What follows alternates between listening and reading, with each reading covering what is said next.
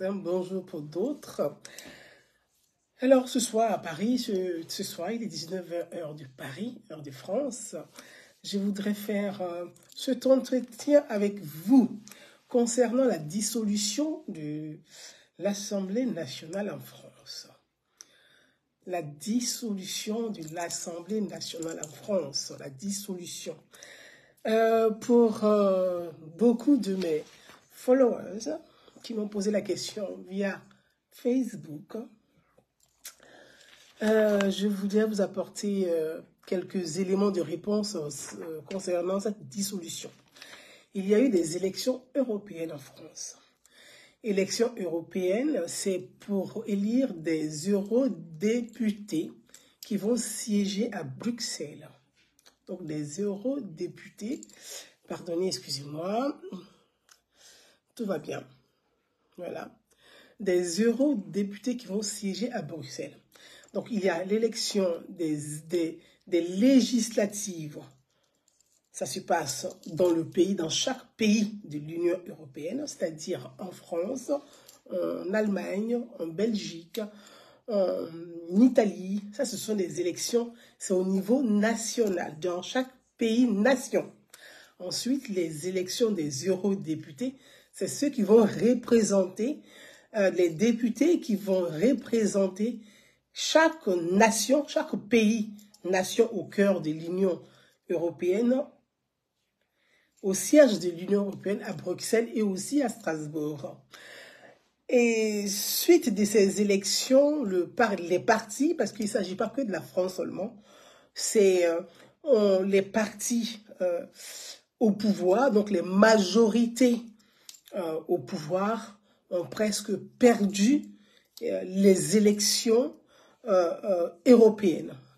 C'est-à-dire, en France, le parti au pouvoir du président, au pouvoir donc En Marche, dont est issu le président Emmanuel Macron, En Marche est sorti deuxième de ces élections avec 14%, avec 14%. Et le parti du Rassemblement national, dont la présidente est Marine Le Pen, gagne largement et au-dessus, même très largement, dans tous les départements de France, les élections européennes avec 32%. En Allemagne, idem, pareil. Le parti du chancelier, la coalition du chancelier en Allemagne perd les élections, lui, son parti arrive troisième. On part en Italie, pareil, en Grèce, pareil, en Bulgarie, pareil, en Italie, pareil, en Belgique, pareil, en Autriche, pareil.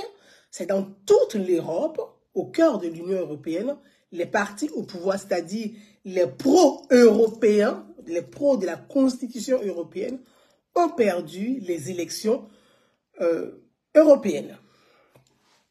Sauf aux Pays-Bas, où la gauche et l'extrême gauche ont fait liste commune et ont dépassé, donc ont gagné les élections européennes avec un léger avance sur les partis de droite, dont on dit l'Europe a basculé à droite.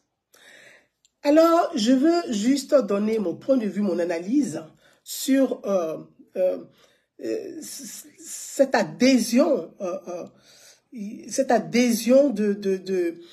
de nombreux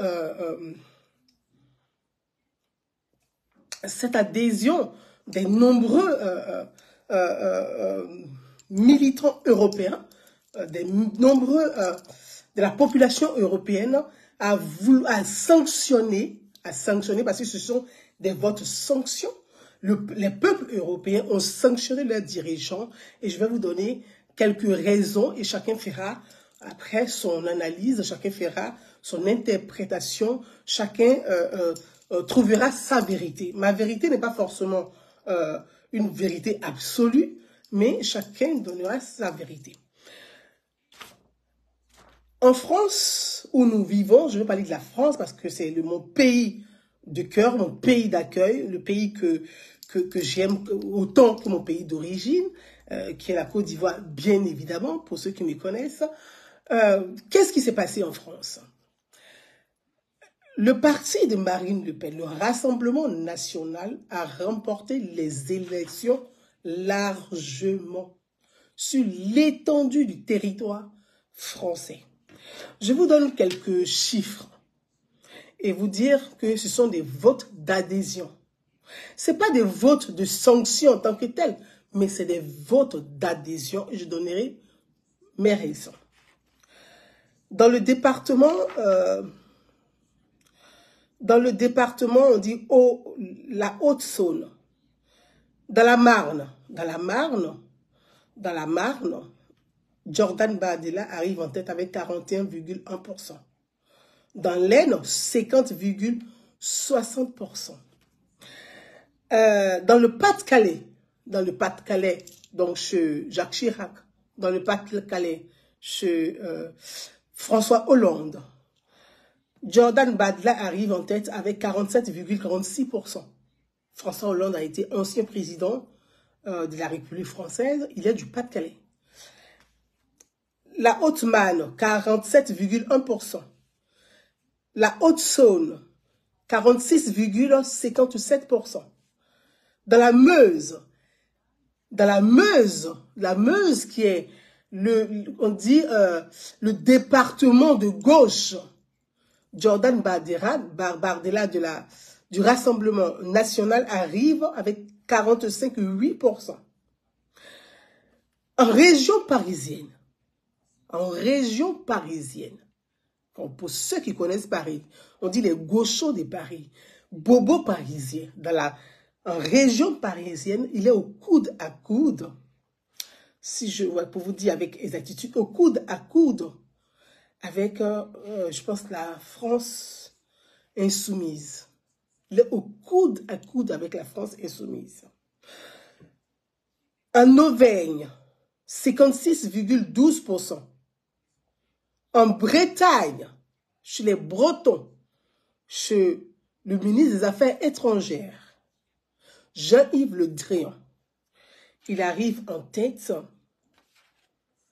avec une hausse de 57,8%. En Corse, il arrive en tête avec 46,76%. Pour ne citer que ces régions. Mes chers amis, je vais vous parler de l'Europe. C'est quoi l'Europe? L'Europe des nations. C'est quoi l'Europe? L'Europe, d'abord, naturellement, c'est un continent. L'Europe n'est pas un pays. L'Europe est un continent. C'est comme l'Afrique. C'est comme l'Asie. C'est comme, je dirais, l'Amérique, parce que l'Amérique, même les États-Unis, c'est comme l'Amérique. Et l'Europe dit, on va se doter d'une politique commune. Une politique commune, l'Europe, c'est aussi comme l'Union africaine. On va se doter d'une politique commune, réfléchir ensemble, penser ensemble, construire des grands projets ensemble pour le bien, pour l'intérêt de nos populations. Sauf que cette Europe s'est construite, l'idée de la constitution, l'idée de cette Europe, parce que je ne parle pas du continent, je parle de l'Europe constitutionnelle. L'idée, c'est le père de Martine Aubry, socialiste, qui a pensé l'idée, c'est après la Deuxième Guerre mondiale. Après la Deuxième Guerre mondiale, Charles de Gaulle a dit, c'est les Américains qui ont gagné la guerre. Charles de Gaulle a dit, c'est les Américains qui ont gagné la guerre. Pourquoi il a dit ça? C'est les phrases prononcées par Charles de Gaulle. C'est pourquoi, après la Deuxième Guerre, quand les Américains ont installé des bases militaires américaines en France, de Gaulle a dit aux Américains, prenez votre clic et clac et partez. Quittez la France. Nous ne voulons pas de l'OTAN. Parce que l'OTAN, c'est l'armée qui est pilotée, financée par les Américains. Donc de Gaulle a dit non. Avoir l'OTAN sur notre sol, des bases militaires sur notre sol, on a fait la guerre à l'Allemagne pour ne pas être sous la colonisation de l'Allemagne. On a fait la guerre à l'Allemagne pour ne pas être sous les instructions de l'Allemagne. Alors, si vous êtes nos alliés, nos amis, et que vous venez, parce que je parle en même temps, j'ai 2 téléphones, donc je suis sur les 2 plateformes. C'est pourquoi que je regarde ici et ici, gauche-droite, gauche-droite. Bon, pas politiquement, bien évidemment. Et donc, De Gaulle dit, vous êtes nos alliés, on vous a appelé à l'aide.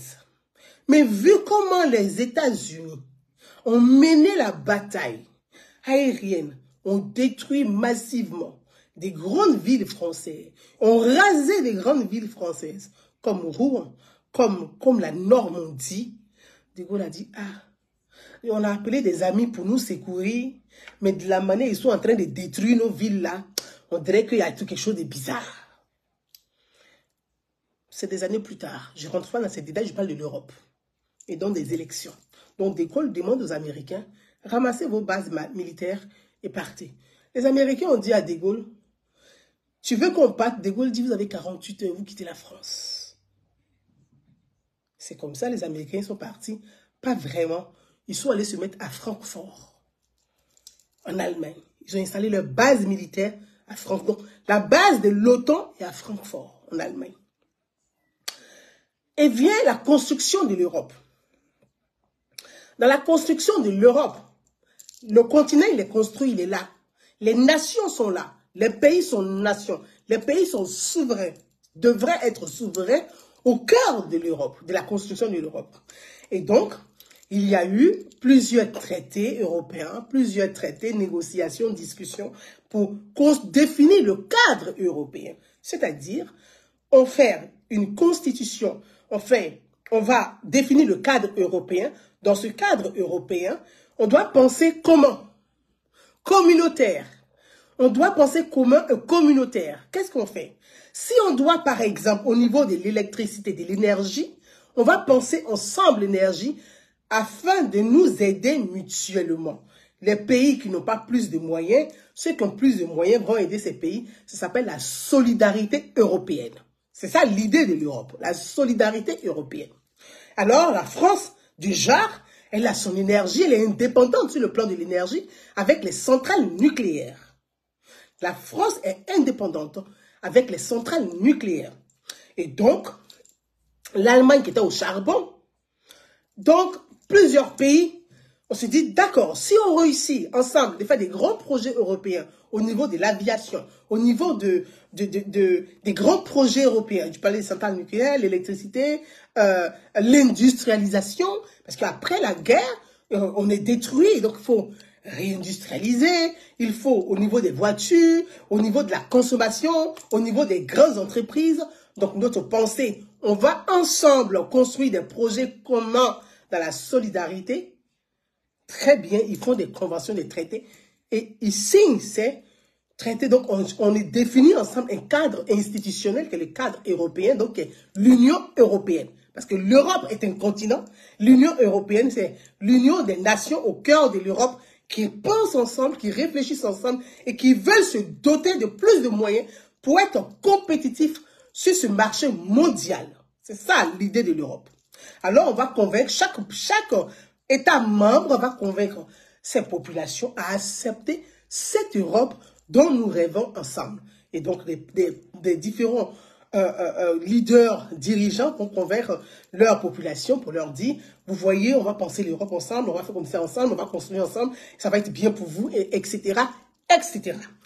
Et puis la population dit, bon, très bien, si ça peut nous aider, nous tous, c'est bien. Si ça peut nous aider à mieux vivre, à être heureux, soit au niveau médical, donc au niveau de la santé, au niveau de la sécurité, au niveau alimentaire, si ça peut nous aider en tant qu'Européens à mieux vivre, pourquoi pas, c'est une bonne idée de solidarité. Par la suite, on dit, ah tiens, on a fait l'idée de solidarité, mais pour que ça soit consolidé, on doit créer la monnaie. Là, les nations disent, mais non. Si chacun doit oublier sa monnaie qui fait sa souveraineté, et puis aller dans une monnaie commune européenne, ça veut dire qu'on perd une partie de notre souveraineté. Attention, on commence vraiment à douter de cette affaire. Je bois un peu d'eau, permettez-moi. On commence un peu à douter de cette affaire. Donc, on retourne encore dans les campagnes de sensibilisation pour motiver, expliquer aux populations européennes que, voilà, on va ensemble réfléchir, il faut accepter la monnaie, d'où la naissance de l'euro, qui est la monnaie commune, à l'exception de deux pays. De deux pays qui émettent leurs réserves, c'est-à-dire la Grande-Bretagne et le Danemark, qui dit, nous, on veut bien être dans votre affaire, mais on veut être propriétaire de notre monnaie. Donc la Grande-Bretagne et le Danemark ont fait des aménagements, des dispositions pour qu'ils soient au cœur de la construction de la communauté européenne, tout en gardant la liberté de leur monnaie. Donc la Grande-Bretagne et le Danemark ont gardé leur monnaie. Ils sont dans l'Union européenne sans être dans l'euro, qui est la monnaie commune. C'est ce qui d'ailleurs a permis à la Grande-Bretagne, quand elle a vu les difficultés de l'Europe qui est presque en train de, avec la géopolitique, les guerres de positionnement de puissance des États-Unis et de la Chine, avec la Russie qui est au milieu, la Grande-Bretagne dit, cette affaire qui arrive en Europe, oui, la guerre arrive là. Je prends mes clics, mes claques. Eux, ils sont toujours comme ça, les Anglais. Tchouin, tchouin, tchouin, tchouin. Ils sont sortis de l'Union européenne. Donc, ils sont sortis de la communauté européenne parce qu'ils étaient libres. Ils ont gardé leur monnaie. Comme étant souverains, ils sont sortis. Les autres ne peuvent pas, ils ont la monnaie commune. Donc, la monnaie, vous le dites, c'est comme on vous a mis des mélottes. Maintenant, on dit, bon, on se met ensemble. On dit, oui, on est d'accord, on se met ensemble. OK, on a tous signé les documents. Et puis, qu'est-ce qu'on fait? On vous met les menottes. Est-ce que vous pouvez fuir? Donc, on est liés. C'est ça, la monnaie. La monnaie lie les États-nations au cœur de l'Europe. Alors, la Constitution arrive. La Constitution, c'est en 2005. Donc, il y a un référendum qui donne plein pouvoir à Bruxelles. Qui donne plein pouvoir à Bruxelles. En ce moment-là, on dit, tiens, comme dans les accords que nous avons signés, donc je vous épargne tous ces accords parce que je peux vous donner l'accord de Rome, on dit Rome 2. Donc il y a un accord de Rome 2. On dit, très bien, on va demander, faire un référendum, il faut toujours demander au peuple ce que le peuple veut. Parce qu'on ne peut pas prendre des décisions sans la volonté des peuples, des nations. Donc on va demander au peuple. Donc il y a eu un référendum en 2005. En juin, si je ne me trompe pas, bon, je ne vais pas vous donner le mois exact, je sais qu'il y a eu un référendum en 2005, j'étais déjà en France, où les Français ont dit non à la Constitution européenne. À 54%, le peuple de France a dit non. Ils disent, votre constitution, cette constitution européenne, nous n'en voulons pas. Donc on va demander, c'est-à-dire on va demander la volonté du peuple. Le peuple dit, nous on ne veut pas de cette constitution. Donc, logiquement, dans les grandes démocraties, la démocratie, c'est la majorité qui l'emporte. Le président en exercice de l'époque, c'était Nicolas Sarkozy. Donc, quand les Français ont dit non à la Constitution européenne, Sarkozy, qu'est-ce qu'il a fait? Il est parti à Bruxelles. Il allait signer. Il dit, oui, c'est pas grave, on va gérer ça. D'où la colère des Français qui disent, mais on ne peut pas demander notre avis pour cette constitution, on dit on ne la veut pas. Parce que cette constitution nous dépossède de notre souveraineté. Et toi, qui es le président qu'on a mis au pouvoir pour nous représenter, toi, tu vas contre la volonté du peuple. D'où, dans l'opinion française, la détestation, en grande majorité, du président Sarkozy. Bon, avec tous ces débats judiciaires, j'en passe, c'était pas le jour, c'était pas mon live. C'était pas ça le sujet de ce live. Et donc, bon, ils se sont retrouvés dans une réunion sommet européen. Il a donné son accord, étant président de la République. C'est lui qui signe, il a le pouvoir exécutif. Il a signé à la place du peuple. Lui seul, il a dit oui à la place du peuple. Là où le peuple a dit non, Sarkozy a dit oui. Et donc, ça a mis les Français en colère. Ça a créé une méfiance entre les Français et leurs dirigeants. Ça a créé un sentiment de méfiance. Et donc, il y a un décalage entre les dirigeants et le peuple. Et depuis lors, le peuple met toujours en cause ce que dit leurs dirigeants. Parce qu'ils se disent, mais ils sont capables de tout. Alors, chers amis, vous qui me suivez, c'est-à-dire que cette élection européenne qui vient de s'achever avec la victoire écrasante de Jordan Bardella, pour moi, était un vote d'adhésion. C'est vrai, on peut parler de colère, mais c'est un vrai vote d'adhésion. Pourquoi? Certains disent que c'est la faute au président Emmanuel Macron qui aurait fait le nid du Rassemblement national et qui aurait permis au Rassemblement national de faire ce score historique. Mais je vais dire que on peut le penser, on peut dire, on peut croire, on peut imaginer, parce que c'est lui le président en exercice ses fonctions, c'est lui le chef de l'État. Mais Emmanuel Macron n'est pas le seul responsable de ça. Il faut relater les faits qui ont poussé les Français aujourd'hui à dire « Nous sommes fatigués, on en a marre, on veut un changement, on veut passer à autre chose. »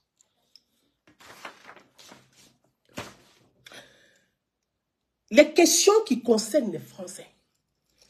Quand on veut une Europe qui va protéger le peuple, je prends le cas de l'énergie, et que cette Europe n'est pas capable aujourd'hui de protéger le peuple sur le plan de l'énergie, où tout augmente, mais les populations se posent des questions. On dit, mais vous avez voulu de cette Europe.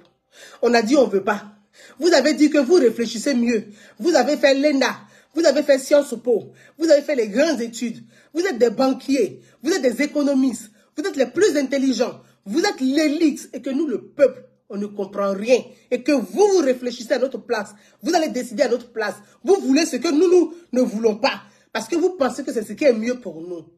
Si aujourd'hui, dans cette Europe, les peuples ont faim, les peuples n'ont pas les moyens pour payer leurs factures d'électricité, les peuples n'ont pas les moyens de vivre heureux, comment voulez-vous, vous qui vont croire? Ils vont croire à vos représentants encore. Parce que c'est la question que les peuples se sont posés pour choisir. Pour dire, mais on a essayé la gauche. On a essayé la droite. On a essayé la gauche. On a essayé la droite. Gauche, droite. Gauche, droite. Gauche, droite. Droite, droite, droite. Gauche, gauche, droite. Gauche, droite, centre. Depuis 70 ans. Quel est le résultat? Faisons le bilan. Mais les populations ne sont pas cons, ce ne sont pas des tarés. Le peuple réfléchit avec l'avènement des réseaux sociaux. Ça fait rire, mais c'est triste. J'ai entendu une déclaration de la candidate des Europe Écologie Les Verts qui a fait que 5%. Elle a dit c'est très bien pour elle. Non. Elle dit TikTok a plombé ma campagne. Les réseaux sociaux m'ont tué. Les réseaux sociaux m'ont empêché de gagner. Non, chère madame. Les réseaux sociaux n'ont pas tué votre campagne.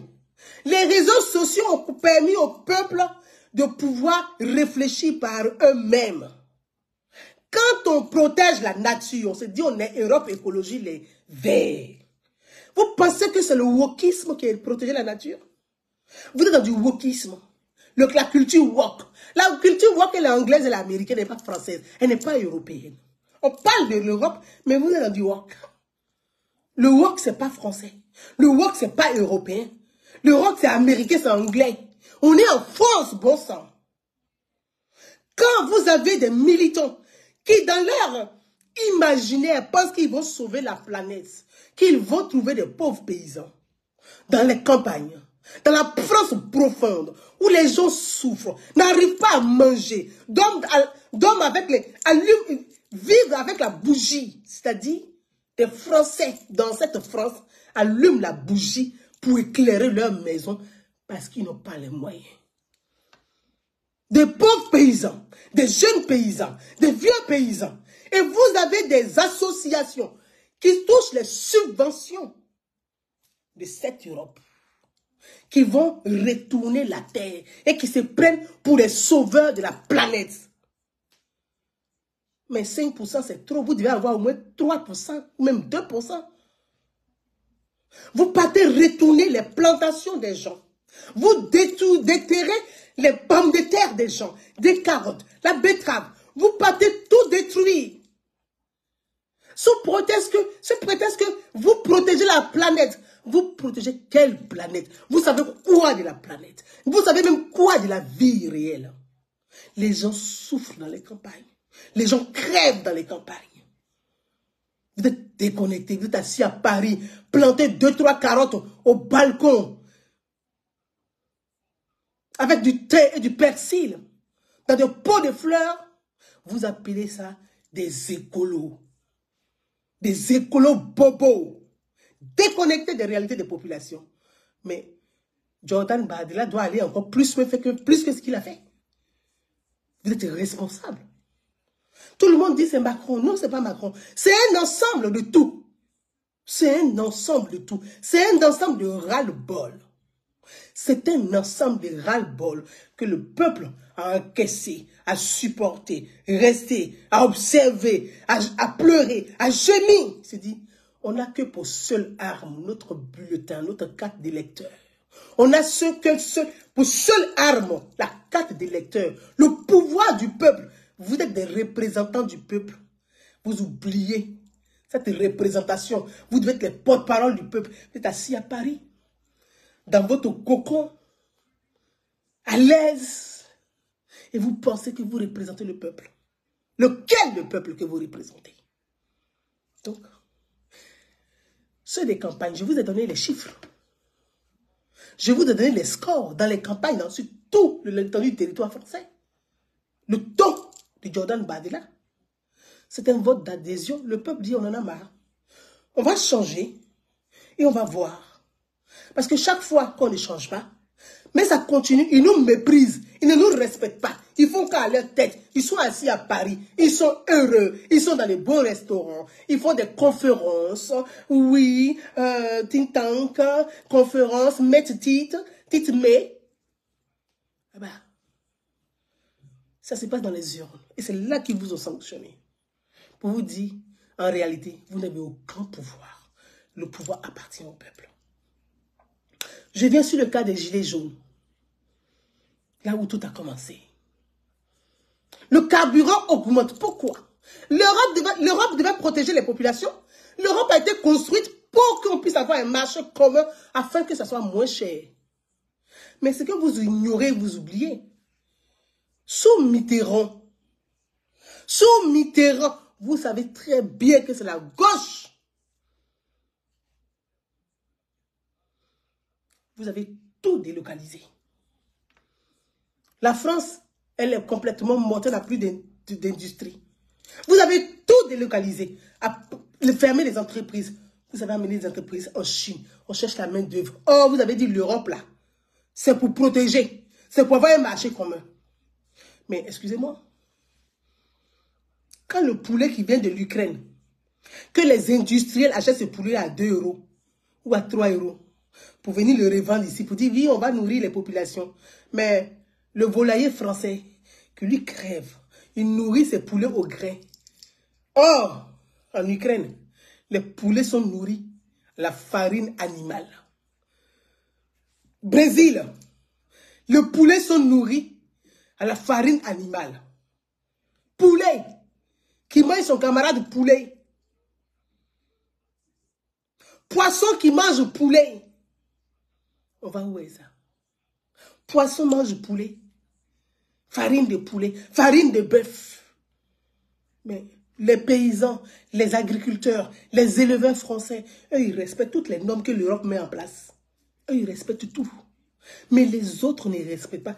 Parce qu'il y a le libre-échange avec le traité de Maastricht. Le traité de Maastricht. En 92. Donc, M. Mélenchon lui-même a fait campagne du traité de Maastricht. Ce traité qui donne la liberté aux gens d'aller produire ailleurs et de venir vendre en Europe. Mais vous avez oublié une chose. La Chine est communiste. La Chine, elle est communiste. La Chine est communiste. Donc les Chinois n'ont rien dit. Alors, on se dit, les industriels disent, ah, on a besoin de main-d'œuvre moins chère pour faire toujours du profit. Donc, on va le produire moins cher ailleurs, on va venir vendre aux Européens. Et puis, on va dire oui. Alors, on va trouver les gens dans les campagnes, les paysans qui avaient les fermes, qui produisaient français. La qualité, je vous assure, en Europe, la qualité, elle est française. Elle n'est rien d'autre que française. En matière de bâtiments, en matière de construction, en matière d'infrastructure, la qualité, elle est française. Toutes ces industries françaises ont disparu. Or, dans ces campagnes françaises, c'est là-bas les industries étaient. Donc, il y avait de l'emploi, il y avait du travail. Les gens travaillaient, ils avaient un salaire, ils pouvaient manger, ils pouvaient se nourrir, ils pouvaient se divertir, ils pouvaient aller au loisir, ils pouvaient aller au cinéma, ils pouvaient aller au théâtre, ils pouvaient monter sur Paris, ils pouvaient visiter Paris. Mais il n'y a plus de boulot dans les campagnes. Les entreprises ont délocalisé. Ces petits paysans, le boucher, le boulanger, le glacier, le pâtissier. Alors, on vient leur vendre cette Europe. Ah oui, vous savez. Ah oui, on va faire des grands enseignes. On va tout regrouper avec la publicité qui va avec. Vous serez heureux. Alors, au lieu d'avoir les mains dans la boue pour travailler dans la boue, mais le boucher du village qui lui-même élève son bétail, qui nourrit et qui vend sur le marché du village, où il y a la vie. On dit non, on va faire des grands enseignes. Donc les Carrefour, les Auchan, les Leclerc, les Super U. Je ne fais pas de publicité. On installe dans ces villages des mastodons qui ont aspiré les petits paysans. Le boucher n'existe plus dans ces villages. Le pâtissier n'existe plus dans ces villages. Le boulanger n'existe plus dans ces villages. On les a mis à Carrefour, à Leclerc, à Auchan, à Super U, à Intermarché. On les a balancés là-bas. Et puis on dit, oui, vous savez, bon, ceux qui ont le bétail, là, gardez un peu le bétail. On va acheter votre lait. On va revendre votre lait dans nos magasins. Mais ce qu'on oublie de dire, ces mêmes industriels qui étaient en bas pour dire, oui, l'Europe va nous sauver. Mais ils sont allés implanter les mêmes industries dans d'autres pays européens où la main-d'œuvre est moins chère. En France, le SMIC français est à 900 € minimum. Mais en Bulgarie, il est à 250. Donc, où est-ce qu'on va aller chercher? Les économistes, ils font l'économie. C'est du business. Donc, pour eux, mais c'est intéressant d'aller acheter le lait en Bulgarie où la main-d'œuvre est moins chère, et puis revenir vendre en France. Mais on a tué l'industrie française. On a tué l'industrie. On a pris le textile. La France, le textile, tout est parti en Chine. Oubliant que les Chinois sont communistes, sont des communistes. Oubliant que les Chinois sont des communistes. Ils ne partagent avec personne. Tout pour eux, rien pour les autres. Vous avez mis les industries en Chine, disant que les Chinois, comme ils sont très hauts, les Chinois, ils sont sympathiques, ils ne parlent pas, c'est des travailleurs, ils sont disciplinés. Les Chinois n'ont rien dit. Si vous dites oui, ils ne comprennent pas, ils sourient. Si vous ne dites oui, les Chinois ont suivi. Et ils disent, mais les autorités, les dirigeants chinois disent, apprenez la technologie avec les Français parce qu'ils ont le savoir. Comme l'a dit Charles de Gaulle, la France n'a pas de matières premières. La France a le cerveau. Et oui, c'est vrai. La France a le cerveau. Des grands ingénieurs. Des grands ingénieurs. Des grands chercheurs. Vous avez tout mis en Chine. Même le médicament, le Doliprane, il quitte en Chine pour nous trouver ici. Pasteur est où? Pasteur est où? Pasteur est où? On a tout légué. Les Chinois ont fait quoi? Ils ont profité du libre-échange, des traités de libre-échange. Ils se sont dit, tiens, on va régler nos comptes avec ces Européens qui, les Chinois n'ont pas oublié. Parce que l'histoire nous rattrape. Ils se disent, mais tiens, on sait ce que les Américains ont foutu comme bazar ici en Chine avec l'opium pour venir détruire nos populations. Avec Ils sont rentrés dans l'histoire. Travaillez, bossez. Apprenez avec les Occidentaux. Apprenez avec les Européens. Taisez-vous, ne vous plaignez pas. Les Chinois se sont tus, ils ont bossé, ils ont appris. Maintenant, les grandes entreprises européennes qui sont en Chine, là, les Chinois qui ont travaillé comme les esclaves, à petits coûts, à petit prix dans ces entreprises-là, ils ont été financés par les États, par l'État chinois. Et puis, comme ils ont la connaissance maintenant, et qu'ils ont, on dit voilà, tu sais faire les chaussures qu'ils font, tu vas aller fabriquer la même chaussure, la même chose. Si on dit c'est Hermès, tu ne mets pas Hermès, tu mets Hermos. Oui, c'est ça qu'on appelle Made in China. Donc, la même chaussure que tu fabriques en Chine, que tu viens vendre à des prix exorbitants en Europe, le Chinois fabrique la même chaussure et il vient vendre ça moins cher en Europe. Donc, il casse le marché européen. Puisque c'est le traité de libre-échange. Chacun est libre d'aller vendre où il veut et de produire où il veut et de vendre où il veut. Les grands gagnants de tout ça, ce sont les Américains. Vous le savez très bien. Ce sont les Américains. Quand vous prenez l'Ukraine, plus de 14 millions, je dis millions, milliards même d'hectares de terres agricoles appartiennent aux grands, c'est que les grands industriels dans l'agroalimentaire américain, là, ça appartient à eux. C'est eux qui produisent là-bas.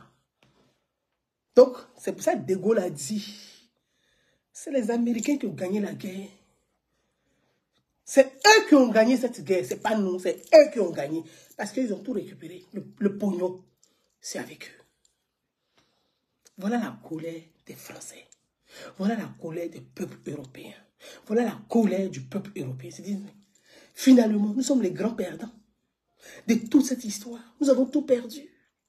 Nous avons tout perdu. Nous sommes les grands perdants. Nous sommes les grands perdants. Les Chinois font pareil. Que ce soit les cuillères, ça s'est fait fabriquer en Chine. Aujourd'hui, regardez, il y a le magasin qu'on appelle Habitat, je fais des publicités, Habitat, qui est un très bon magasin, où on trouve la vaisselle de qualité. Habitat a fermé. Et ils vont fermer parce que ce qu'ils produisent là, les Chinois vendent la même chose. Même si ce n'est pas aussi solide. Mais vous voyez aujourd'hui, on est dans un monde de consommation avec les réseaux sociaux. Chacun a envie d'avoir son intérieur, le décor, le bien-être intérieur.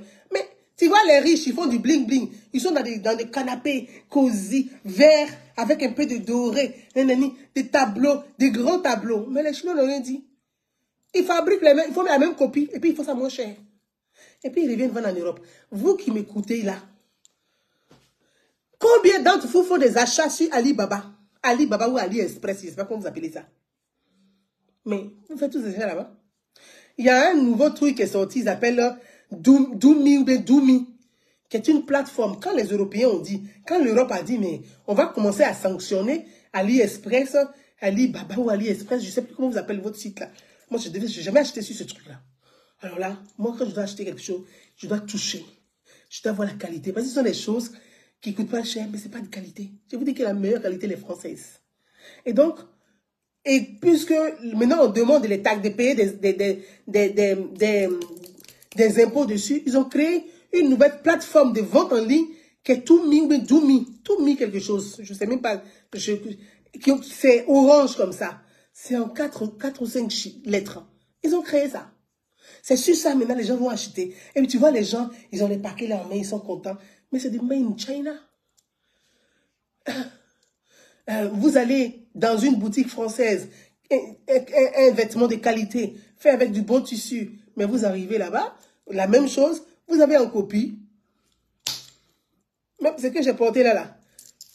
Quand vous touchez, c'est de qualité. Mais vous allez trouver la même chose avec un tissu, c'est même pas du coton. Ils vont prendre, les Chinois, ils sont intelligents. Ils font du recyclage, ils prennent du caoutchouc, les nylons, les bouteilles que vous jetez là. Ils retravaillent ça, ils reprennent ça, ils font un tissu en fibre, ils font les vêtements, ils vous revendent ça. Et qu'est-ce qu'ils vous disent? Ils disent c'est la soie. Vous voyez les gens, ah mais ça c'est un habit en soie, mais c'est du nylon, c'est pas de la soie, c'est du nylon qui est travaillé. Donc on rend ça souple, on met plein de produits pour rendre ça souple, et dans ta tête tu penses que c'est de la soie. C'est pas de la soie. Donc les Chinois ont gagné le marché. Et aujourd'hui, les Chinois, ils ont une économie qui est forte. C'est-à-dire, sur le plan de l'industrie, ils sont forts. Sur le plan financier, ils sont forts. Ils ont de la liquidité. Ils ont des bons. Ils concurrencent aujourd'hui les États-Unis. Alors, les Européens sont étouffés.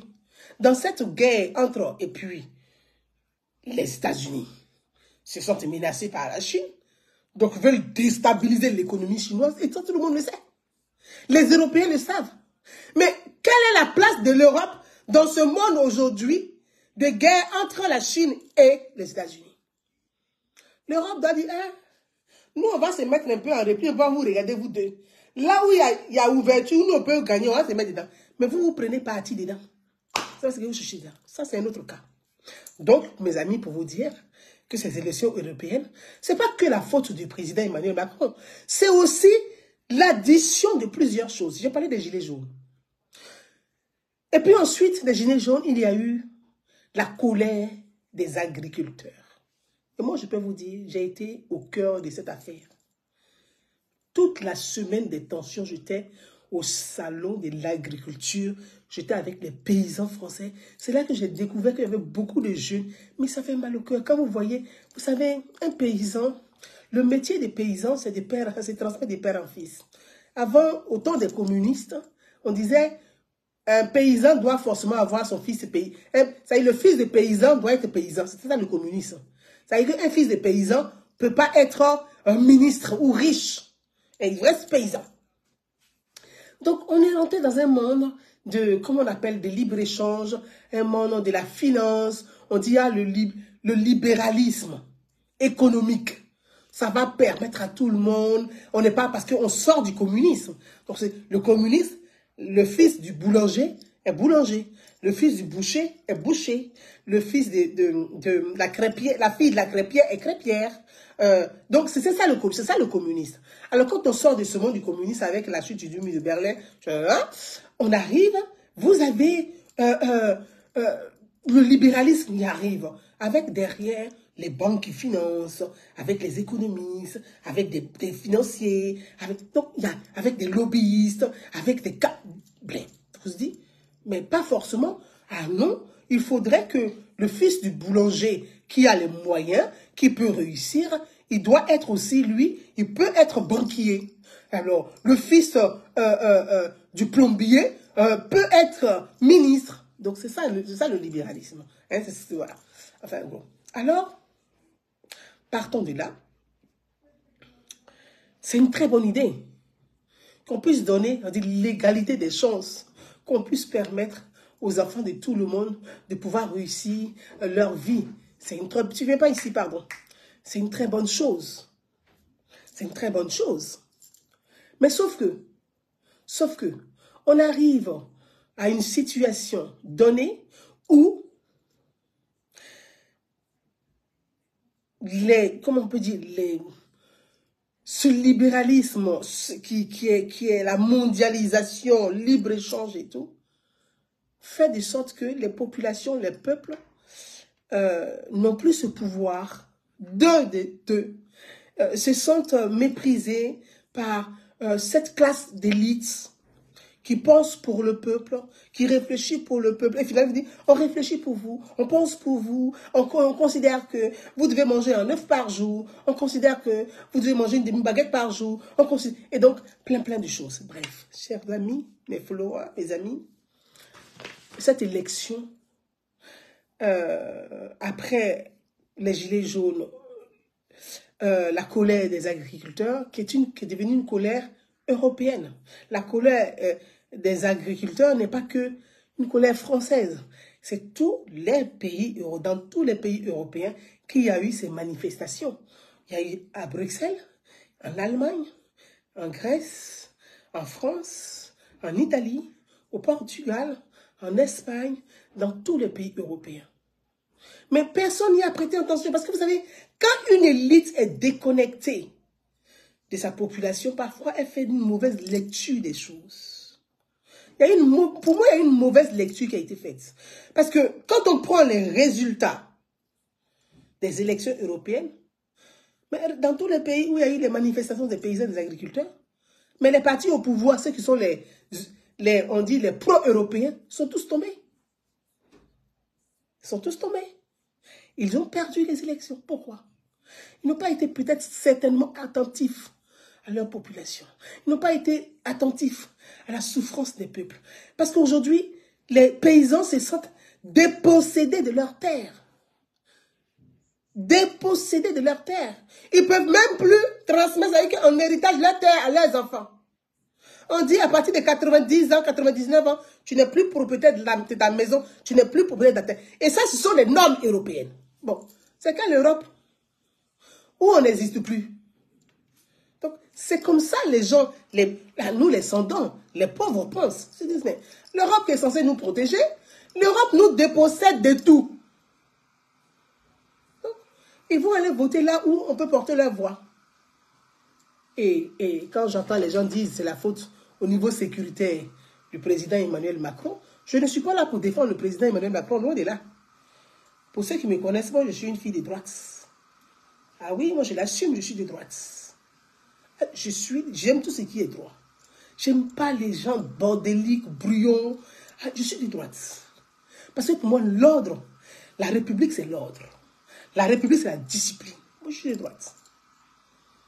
Et je pense que nous sommes tous de droite. Parce que personne n'a envie d'être pensé gauche. On est tous de droite. Donc moi, je suis de droite.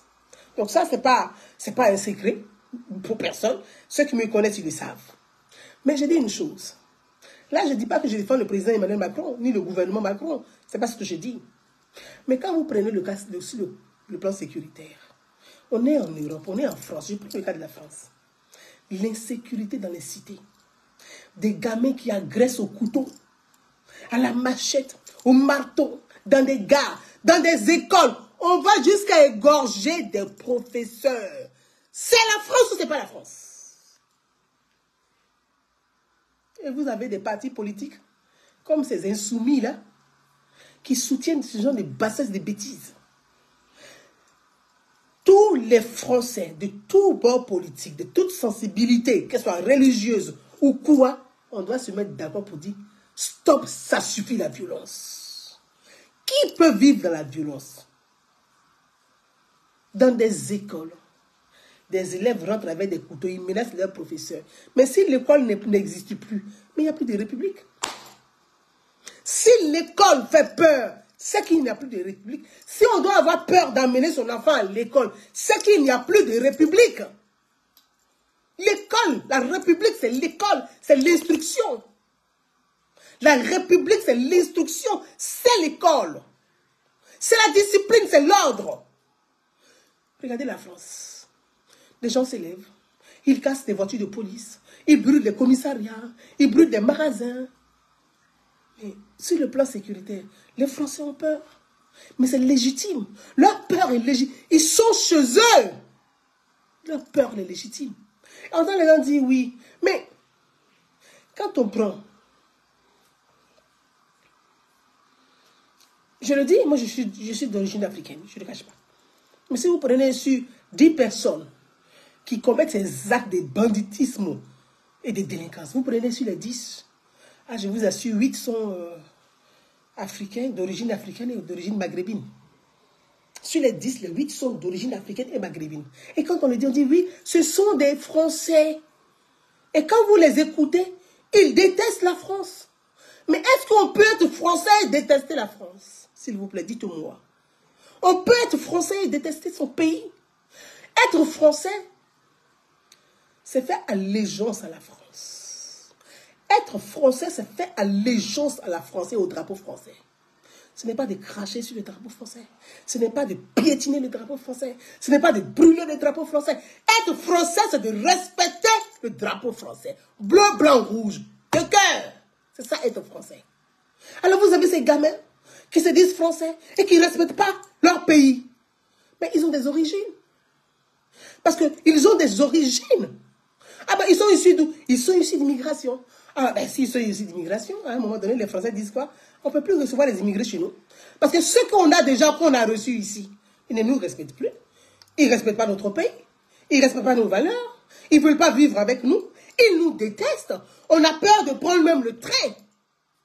Or, c'est une minorité qui fait ça. C'est une minorité qui fait ça. Ce n'est pas la majorité des Africains, ni des Maghrébins. C'est une minorité. Cette minorité salit, ternit l'image de la majorité des Africains et des Maghrébins. Mais nous, en tant qu'Africains d'origine et Maghrébins d'origine, c'est à nous de nous lever et de dire, non, on dénonce, on n'est pas d'accord. C'est ceux-là. Et c'est à nous de faire des propositions pour dire, nous, on vit en France, on respecte la France. Et on veut être respecté. Ceux qui vivent en France et qui ne respectent pas la France, qui ne veulent pas la respecter, dehors. Dehors. C'est tout. Une fois qu'on a dit ça, on se dit, Une fois qu'on a dit ça, les Français qui sont dans les campagnes m'ont dit, mais ce n'est pas tous les Africains, effectivement. Il y a des Africains qui aiment la France, qui respectent la France, qui respectent ses valeurs. Tu viens vivre en France, la France a ses valeurs, tu les respectes. Et il y a des gens qui quittent en Afrique, ils arrivent, et qui viennent avec leur idéologie de leurs différents pays d'origine. Vous savez combien de nationalités qui vivent en France? Savez-vous combien de nationalités qui vivent en France? Mais si toutes ces nationalités doivent venir avec leur anthropologie de village, et chaque nationalité, il y a des identités ethniques. Moi, je prends mon cas, le pays, la Côte d'Ivoire, on a 63 ethnies. Les 63 ethnies, chaque ethnie a sa tradition. Vous pensez que ces 63 ethnies, où chaque ethnie a sa tradition, quand on arrive en France, chacun va imposer sa tradition à la France? Heureusement que mon pays, la Côte d'Ivoire, respecte la France. Ça, les gens peuvent dire ce qu'ils veulent. Hein. Ah oui, la Côte d'Ivoire, ils sont trop franchisés. Mais écoutez, la France et nous, on a une langue commune. On a une culture commune qui est la langue française. On a une culture commune. Je ne dis pas coutume, mais je dis culture commune qui est la langue française. Donc, nous, on respecte la France comme... Je parle français déjà pour commencer. Voilà. Moi, je parle français. Chez moi, on parle français. Donc, je ne peux pas cracher sur la France. Mais il y a des gens qui arrivent. Et le pays, c'est... On dit OQTF. Regardez sur l'eau des jeunes migrants qui arrivent, qui remplissent les bateaux, qui n'arrivent pas à centaines, qui n'arrivent pas à milliers. On a des dirigeants africains ou on n'a pas de dirigeants africains? Ça, c'est une question que nous, en tant que citoyens de ces pays qui vivons en France, on doit poser. Ce sont des problématiques qu'on doit poser. Et pendant des sommets qu'on doit participer pour poser à nos dirigeants, pour dire, mais attention, vous êtes des dirigeants ou vous n'êtes pas des dirigeants? Nous avons une jeunesse qui meurt en mer, qui meurt dans le désert, qui vit un traumatisme dans le désert, qui meurt en mer. Ceux qui arrivent, des survivants qui arrivent, c'est presque des zombies. Sur 10, il y a un ou un demi qui est correct. Le reste, ce sont des zombies. Donc quand ils arrivent en France, ils sont déjà traumatisés et souvent ils commettent des choses qui sont irréparables parce qu'eux-mêmes, ils ont vécu un traumatisme dans les déserts.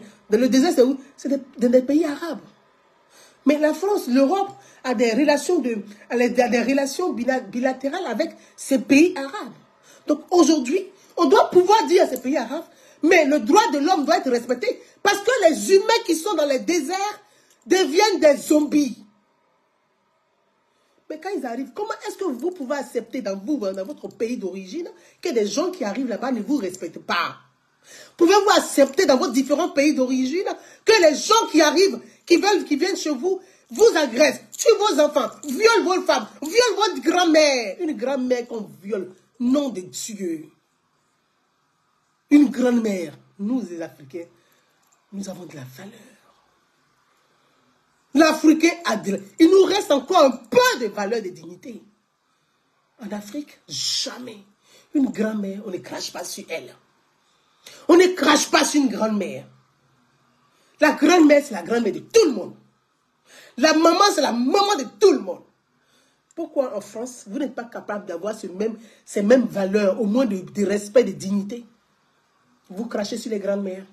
Vous tirez des sacs des grandes-mères. Vous chiffrez des grandes-mères. Et vous violez des grandes-mères. Vous êtes étonnés? Les Français en ont marre. Et ils ont bien raison d'en avoir marre. Ils sont quand même chez eux. Ils peuvent l'ouvrir, ils peuvent parler. Les Français en ont marre. Et nous, les Africains, qui en ont marre aussi, on doit se mettre à les Français pour dire, nous tous, nous en avons marre de ces gens qui ne respectent pas la France. Et ces gens, ce n'est pas nous. Parce que nous, il y a des Africains comme nous qui aimons encore la France et qui aimeront toujours la France. Vous êtes où pour le dire ça? J'aime la France. C'est difficile à dire ça.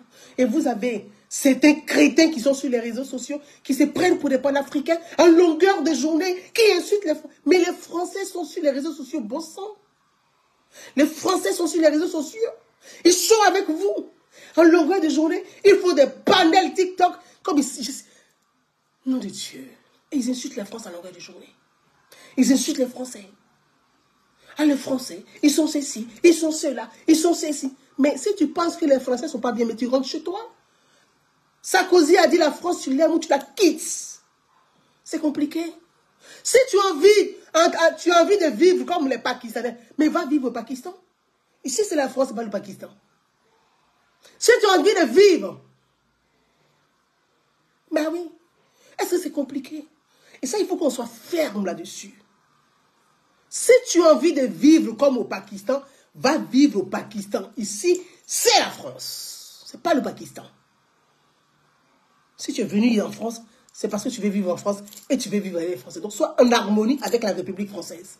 Tu ne dois pas être hors de la République française. Tu dois être en harmonie avec la République française. C'est comme ça, toi-même, tu vas te faire respecter. Et c'est comme ça que les Français vont avoir un regard de respect vis-à-vis de toi. Mais non. Vous faites tout et n'importe quoi. Les réseaux sociaux, c'est devenu autre chose. Les Français qui votent, ils sont sur les réseaux sociaux. Ils vous écoutent en longueur des journées. Ils vous entendent. Ils vous voient dans les transports, dans les métros. Ils voient le comportement de certains d'entre nous. Vous êtes étonnés. J'ai vu hier, aujourd'hui, on me dit, ah, nous, on a peur. Marine Le Pen. Mais Marine Le Pen, vous avez peur de quoi? Moi, je n'ai pas peur de Marine Le Pen. C'est une amie, je l'apprécie.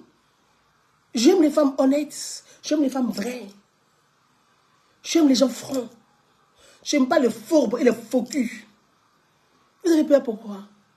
C'est comme on dit, dans un village, la police est venue mener des enquêtes, et toi tu trembles. J'ai peur de la police. Mais c'est que tu es un voleur. Tu es un voleur. Tu as peur de la police parce que tu es un voleur. Si tu n'as rien à te reprocher, si tu marches correctement, pourquoi tu as peur? C'est parce que tu ne respectes pas les Français. Tu ne respectes pas les lois de la République. Et tu n'aimes pas les Français. C'est pour ça que tu as peur. Ben oui. Tu n'as pas à avoir peur.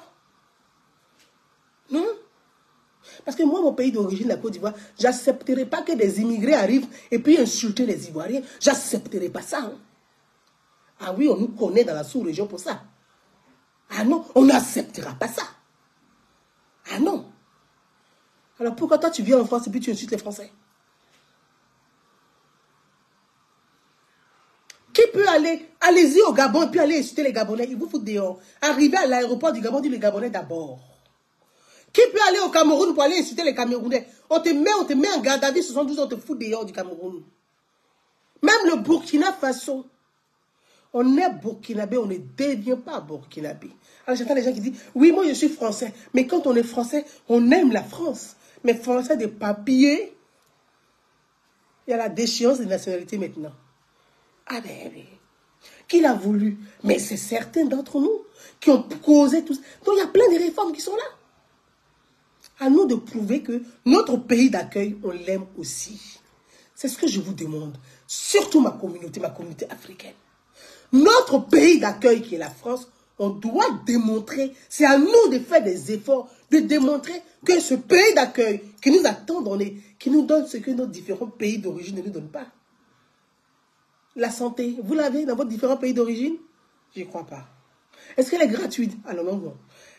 Quand vous êtes malade, vous n'avez pas d'argent, vous mourrez dans le couloir de l'hôpital, personne ne vous regarde. Même une femme enceinte, elle meurt avec son bébé dans le couloir de l'hôpital. C'est ça dans nos différents pays d'origine. Or, en France, la France nous sauve gratuitement, sans payer un centime. Cette France, on lui doit respect et admiration. Dans nos différents pays d'origine, les enfants vont à l'école gracieusement, sans payer un centime. Même la cantine scolaire ici en France, elle est gratuite. Dans vos différents pays d'origine, l'école, elle est gratuite? Non. Si vous n'avez pas d'argent, que votre enfant est intelligent, ben, il reste sur le carreau. Ici en France, nos enfants mangent à la cantine. Aucun enfant ne va mourir de faim. Il doit manger parce qu'il doit étudier. Même l'école vous appelle, la gendarmerie vous appelle pour dire, ça fait 2 jours, une journée, votre enfant n'est pas venu à l'école. Qu'est-ce qui se passe? C'est que l'État nous surveille pour que nos enfants aient l'instruction. Nom de Dieu, respectons ce pays. Respectons la France. Aimons la France comme elle nous aime. Parce qu'elle nous donne beaucoup, ce que nos pays d'origine ne nous donnent pas. Je sais qu'à partir de ce live, certains diront dire, oh, c'est là, c'est une Française dans l'âme. Ah ben oui, je suis fière, je suis Française dans l'âme. Ah, je ne le cache pas, oui, j'aime la France.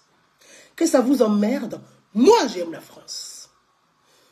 Aimez la France ou quittez la France.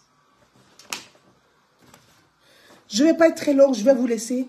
Je pense que j'ai suffisamment parlé. Donc, pour revenir à la dissolution, le président Emmanuel Macron, étant donné que son parti a perdu les élections européennes, a annoncé la dissolution de l'Assemblée nationale. C'est-à-dire que le 30 juin prochain, il a demandé la volonté du peuple. Il s'est dit, le peuple est très en colère après moi. Si aujourd'hui, je suis si bas dans les sondages, ma candidate ne fait même pas 20% aux européennes, ça veut dire, mais 2 ans et demi, 3 ans qui arrivent, je vais avoir des contestations dans la rue et je vais pas, ça va être insupportable. Alors, je mets la dissolution de l'Assemblée nationale. Donc, aujourd'hui, il n'y a pas de députés. Donc, le 30 juin prochain, tous les candidats, le président, donc tout le monde ira aux urnes. Ils vont aller voter. Ils vont aller réélire leurs représentants. Parce qu'on dit le représentant du peuple, c'est celui qui va parler au nom du peuple, pour le peuple.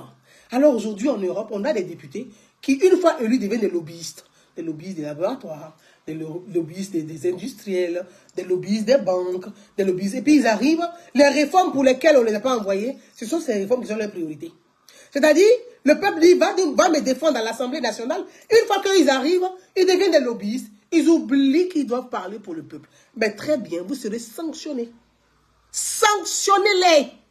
Sanctionnez-les. Comme ça, ils vont vous respecter. Parce que le pouvoir appartient au peuple. Le pouvoir appartient au peuple. Seul le peuple est souverain. Donc, ils iront aux urnes. Ils vont voter.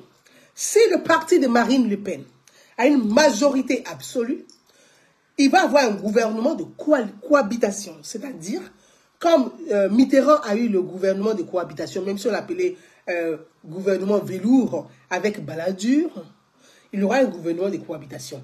Comme Jacques Chirac, il y a eu un gouvernement de cohabitation avec Jacques Chirac et Léopold Jospin, ce qu'on appelle le gouvernement de cohabitation. C'est-à-dire que le président, qui n'a plus la majorité à l'Assemblée nationale, il va cohabiter. Donc le premier ministre sera certainement, soit si c'est Marine Le Pen, le parti de Marine Le Pen, c'est-à-dire le Rassemblement national, qui a la majorité absolue, parce qu'on parle de majorité absolue, elle propose un premier ministre qui va être certainement Jordan Bardella.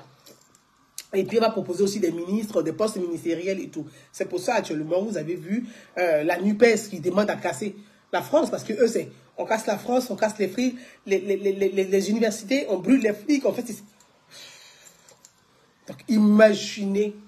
Moi, j'appelle, franchement, là, je ne fais pas de politique, mais c'est ce que j'ai dit. J'ai dit, mais j'ai vu le PS, les Verts, et puis LFI, ils font une alliance. Moi, j'appelle ça l'alliance du mal.